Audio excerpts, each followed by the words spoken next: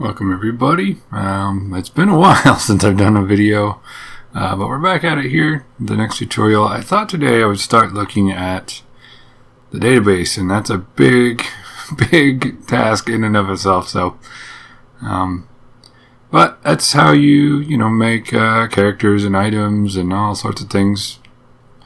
It's how you do certain settings for your game, default settings and things like that. So we're gonna just take it a little bit at a time and work our way through the database. Now to access it, it's this gear looking icon here, and you can just hover over it. Instead, it just says opens the database. It's pretty simple. Or you can also get to it from, I believe it's tools. Yeah, the tools menu, and then here in the database, and you can press the F9 key on your keyboard as a shortcut if you prefer to do it that way.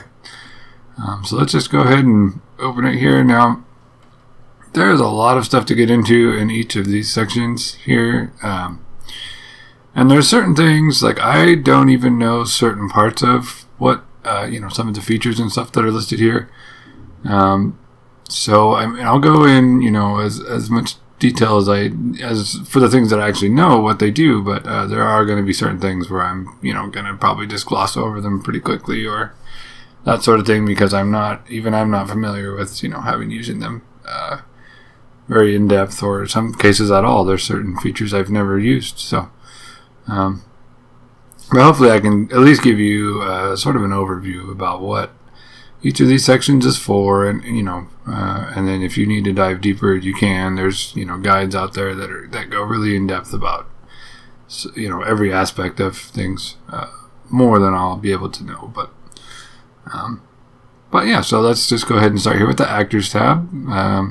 On the left here, you can see it's all the different sections of the database. So the Actors, it's basically your playable characters. It says data for player-controlled party members. So by default, it has, in each of these, actually, for most things, it'll have some characters or items or skills or weapons, whatever, in there by default, so you can kind of get an idea of what certain ways you can do things. So here we have Harold, I think Therese, that's how you pronounce that, Marcia, and Lucius are the four default characters.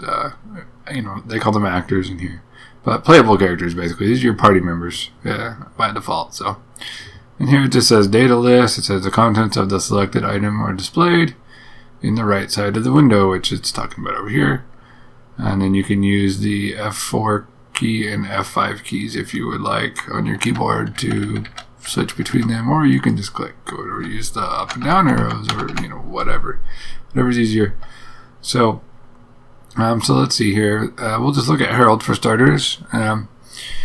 So here it has general settings, and it says basic actor settings. So you've got their name, character name of the actor. Okay, that's pretty easy. So you can if you want to call him something beside Harold, you can just go in here and type something else. And then they have a nickname. It says the nickname is displayed on the status screen and can be left empty. So by default they won't have it, but if you wanted to add a nickname for them, you can, and then it'll show up on the status screen that way. So and here they have class, and this just says class of the actor. We've got classes section. We'll look at that one after we look at actors here, but it has some by default. Again, hero, warrior, mage, and priest, and he's the hero class. You'll be able to change the names of these and anything about him from this classes tab, but here you just select which class will be for each character, because you can have 3 or 4 different characters be the hero class if you wanted. But here, initial level and max level, that's just the experience level that they can reach in the game. It says maximum level that the actor can attain, and then initial level is the level that they start out at the end of the game, or at the beginning of the game. So if they if you want all your characters to start at level 5, you change that to 5, or however you want to do it. And if you want their max level to only be maybe 77, or you can type in here with the keyboard too. You don't have to just use the arrows. You can do 50 or anything like that. So however you want it to work out for your particular game.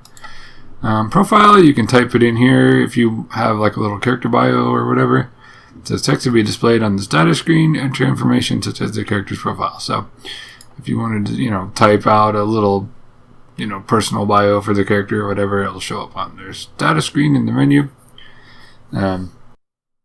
Or you can just leave it blank and then it won't have anything. That's how it is by default. So here in the images, we get a face graphic, a character graphic, and then this says SV Battler. So it says image to be displayed in battle when the side view battle mode is being used. So, and we'll see that a little bit more as we get down into some of these other, I think probably in the systems where you can choose that one. But with RPG Maker MV is the first one where they've given you the option to choose between a traditional front view style battle system, or you could also choose a side view style battle system. And then if you use the side view battle system, then you'll use these side view battle images. Otherwise, you could, like if you're using the front view one instead, then your character won't be on the screen like this. It'll just use their face graphic, to display in the menu and things. But the face graphic also shows up for, text boxes and things too, so you want to use that. And if you want to change these or, whatever, all you have to do is just double click on them, and then it takes you to all the different possible face images in this case, and you could pick, one that matches your character, or you could even choose none if you don't want to use face graphics at all in your game. That's an option. And of course, if you have one that you made for your own custom character, then you would add it and choose it as appropriate there. So, and then same with the character graphic, it does the same thing. You choose which character, and you can see here this white rectangle. It's selecting the whole section, so you can and that's how the characters are broken down. Separated by this long white box. So it's going to use all these images for the character when they're moving on the map screen and stuff, like we've already seen a little bit. But here you choose them for your playable characters. So if you wanted your playable character to be a purple crystal and a red crystal, you could do that. If whatever you can do. Pretty much anything by default, or again, make your own. We haven't seen the character generator yet, but we'll get into that eventually. So, and then the side view battler, just to show you what they look like. Here's the different options for the different default characters and things. How they'll look like in a side view battle system, and they have things for like when they're stationary or when they're, moving in one direction or the other, or if they're using an item or a spell, you can have them use a different graphic and things like that. So. And here's for when they've fainted or get KO'd or whatever you want to call it in your game. So there's quite a few different options here.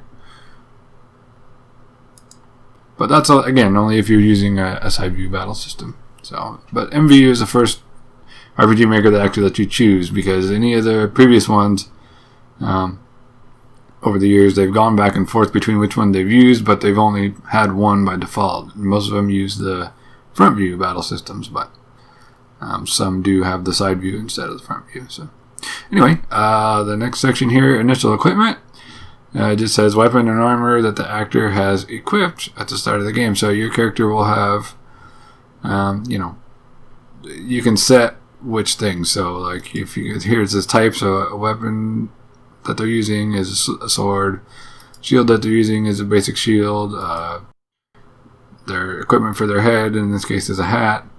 And we'll go into this a little bit when we get into armors and things like that. And we'll see it a little bit more in classes too, because in the classes tab, it determines what kinds of things your class can equip. But so, and here finally, body, they're just wearing cloth, and then accessory, they're wearing nothing. So if you wanted to mess around a little bit with the default stuff, you just double click and say, I want the armor to be a ring accessory, then you just change what's in this box here and hit OK, and it would change to they have a ring equipped, or that sort of thing.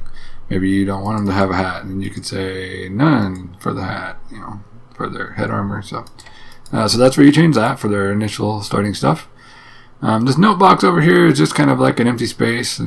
You can type whatever you want. It says text area. You can freely add notes.